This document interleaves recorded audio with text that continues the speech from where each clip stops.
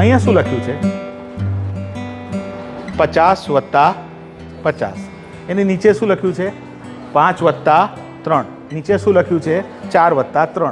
અહીં સાઈડ પર લઈ લીધું હતું 10/5 હતું, બરાબર. થોડું અહીંયા મૂકી દેવાના છે. બેઉ બાજુ બે બાળકોને ઊભા કરી દેવાના છે. આ સ્ટીકર તમારે બનાવી લાવવાનું છે જ્યારે બાળકને ગણનને મેથ્સ સાથે મજા લાવવી હોય ત્યારે.